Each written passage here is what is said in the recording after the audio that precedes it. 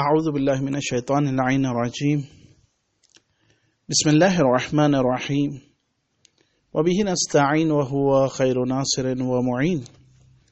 سلسلہ دروس معارف قرآن و اہل بیت میں معارف امام حسین علیہ السلام کے حوالے سے یہ آج 41 نمبر درس ہے۔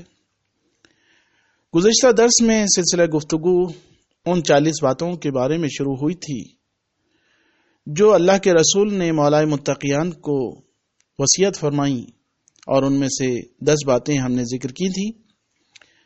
آج مزید 10 باتیں کہ پیغمبر اکرم صلی اللہ علیہ وآلہ وسلم نے ارشاد فرمایا کہ اگر یہ 40 باتیں جو سلسلہ وار ہم ذکر کریں گے انسان محفوظ کرے، یعنی ان پر عمل کرے، تو وہ نیک لوگوں میں، صالحین میں، صدیقین کے ساتھ روز قیامت جگہ پائے گا۔ ان میں سے 11ویں چیز وَلَا تَشْهَدْ شَهَادَةَ الزُّورِ لِأَحَدٍ قَرِيبًا كَانَ أَوْ بَعِيدًا، یعنی 11ویں بات یہ ہے کہ کسی کے لیے بھی غلط گواہی نہ دینا، چاہے قریبی افراد ہوں یا دور کے۔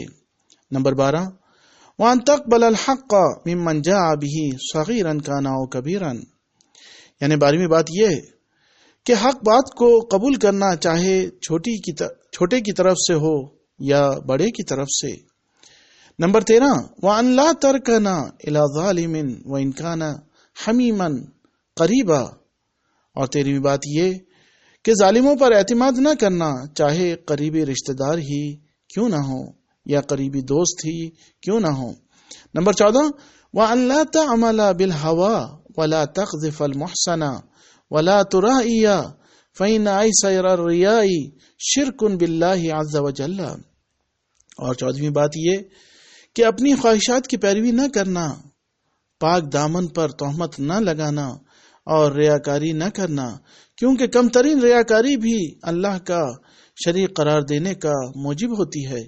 اور نمبر 15 وَأَن لَا تَقُولَ لِقَصِيرٍ يَا قَصِيرُ وَلَا لِطَوِيلٍ يَا طَوِيلُ تُرِيدُ بِذَلِكَ عَيْبَهُ، یعنی 15ویں بات یہ کہ چھوٹے کو چھوٹا اور لمبے کو لمبا اس کا مذاق اڑاتے ہوئے نہ کہنا۔